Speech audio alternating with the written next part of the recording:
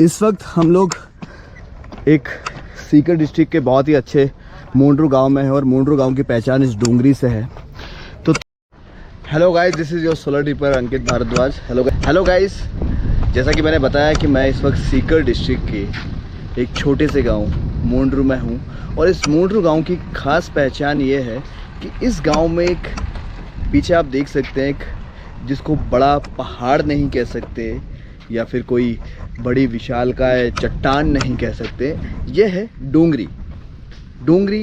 और ये जो पीछे गढ़ बना हुआ है, पीछे जो मंदिर देख रहे हैं आप, इसको बोलते हैं डूंगरी के बालाजी। लेकिन इस जगह की खास बात ये है कि पौराणिक कथाएं ये है, यहाँ के लोग ये कहते हैं कि जब पांडवों का गुप्त वनवास हुआ था तो वो गुप्त वनवास पांडवों ने यहाँ बिताया था, इसी जगह पर, इसी मुंड्रू गांव में।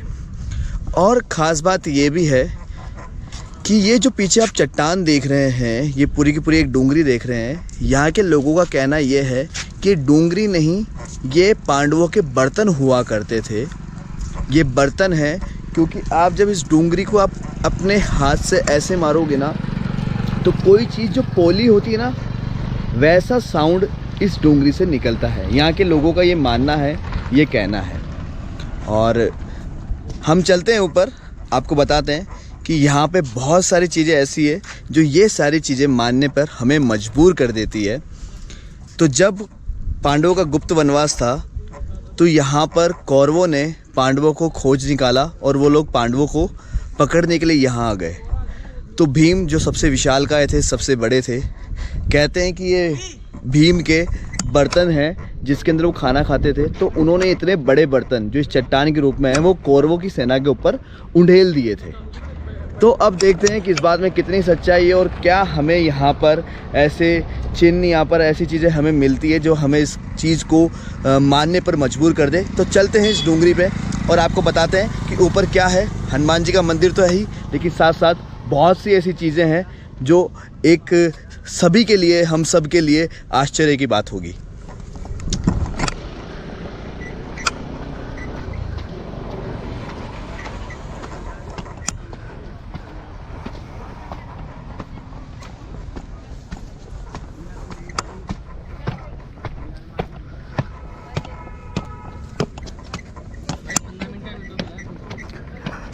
बिल्कुल सुनीतेश, एक सीकर डिस्ट्रिक्ट के बहुत ही अच्छे मुंड्रू गांव में है और मुंड्रू गांव की पहचान इस डूंगरी से है। तो तुम मुझे थोड़ा सा कुछ इस मुंड्रू गांव की इस बहुत प्राचीन डूंगरी और प्राचीन मंदिर के बारे में कुछ बता सकते हो?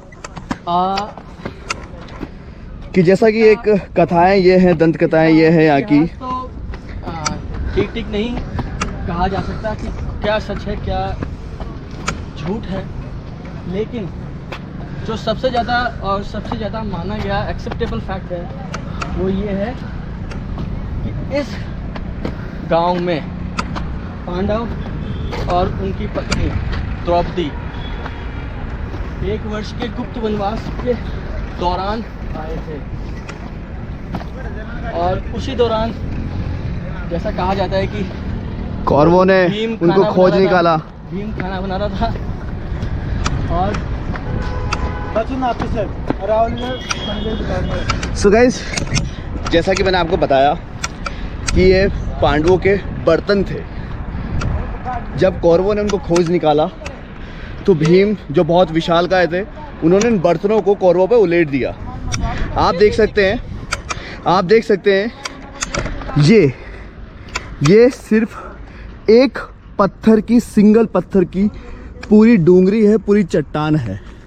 लेकिन इसके पास में ये जो आप देख रहे हैं, ये लोग कहते हैं कि ये इस बर्तन को, यानी कि आप कढ़ाई समझ सकते हैं, इसको भगोना समझ सकते हैं, उसको ढकने की परात हुआ करती थी। ये पूरी, मैं आपको दिखाता हूँ उसको अंदर से।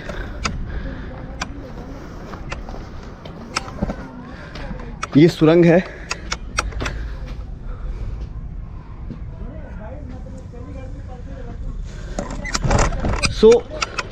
ये जो डूंगरी है, इसको बताते हैं कितना बड़ा भगोना था ये। और आश्चर्य की बात ये है कि आज तक या आसपास के बहुत बड़े बड़े गांव, बहुत बड़ी बड़ी डिस्ट्रिक्ट हो या फिर राजस्थान हो, सिंगल पत्थर का इतना बड़ा पहाड़, इतनी बड़ी डूंगरी कहीं भी नहीं है। तो यही कई चीज़ें हैं जो हमें आश्चर्य में डाल देती है, और कहाँ कितनी सच्चाई है इन बात में ये तो सिर्फ ऊपर वाला ही जानता है। तो अब चलते हैं मंदिर की ओर और बताते हैं आपको और भी आश्चर्य की चीज़ें।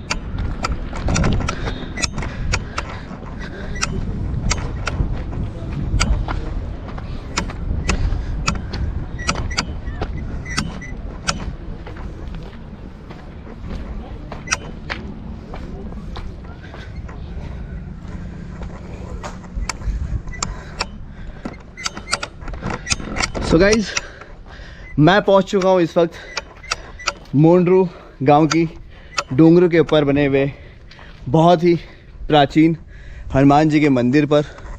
और यहाँ की एक ख़ास बात और मैं आपको बताता हूँ जो कि हर किसी को आश्चर्य में डाल देगी, कि यहाँ पर बताते हैं कि भीम के पैर के निशान भी है।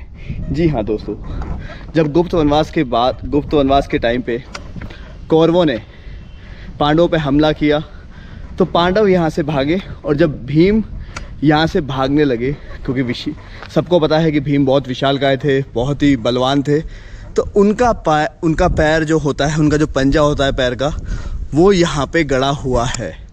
मैं आपको दिखाता हूँ वही पैर का निशान।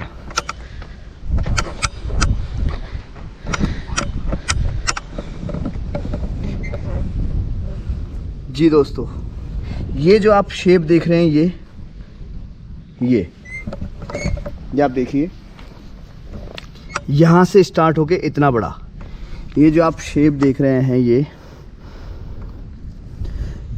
कुछ लोग कहते हैं ये भीम के पैर के निशान है, कुछ लोग कहते हैं ये हनुमान जी के पैर के निशान है, और साथ ही साथ ये जो निशान है, ये जो गदा थी हनुमान जी की या भीम की, जो भी गदा थी, ये उसके जो आगे का पॉइंट होता है, ये उसका निशान है।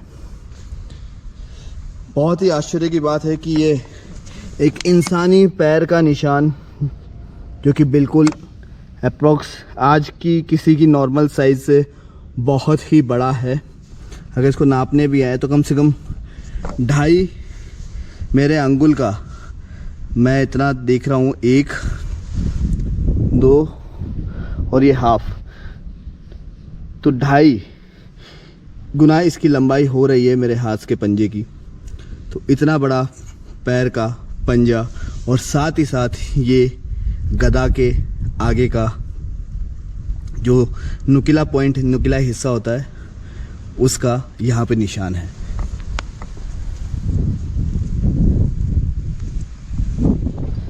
सो नितेश, क्या कहेंगे आप इसके बारे में कि ये एक आम आदमी के पंजे से बहुत बड़ा पंजा है? लोग कहते हैं कि ये भीम का पंजा है, लोग कहते हैं ये हनुमान जी का पंजा है, साथ ही साथ ये गदा के आगे का जो नुकीला पॉइंट होता है उसका भी हिस्सा है।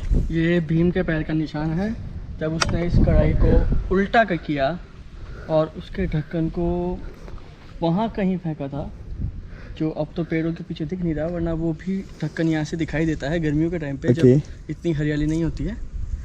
तो इसके ऊपर उसने कढ़ाई को। सो गाइज, अभी मेरे पीछे जो है वो है पानी का एक कुंड। तो यहाँ के लोग कहते हैं, एक दंत कथाएं हैं यहाँ की, कि जब भीम अपने पांडवों के साथ में, अपने भाइयों के साथ में, जब यहाँ इस गांव के अंदर अज्ञातवास के टाइम पे रुके हुए थे, तो बिल्कुल अलग अज्ञातवास होता था, गुप्त वनवास जिसे कहते हैं, कि किसी के सामने प्रकट नहीं हो सकते थे, कोई पहचान लेता उनको तो वो उनका अज्ञातवास 200 गुना, 2 गुना, 50 गुना, 100 गुना, जितना भी उनको सामने कौरव कहते उतना बढ़ जाता था। तो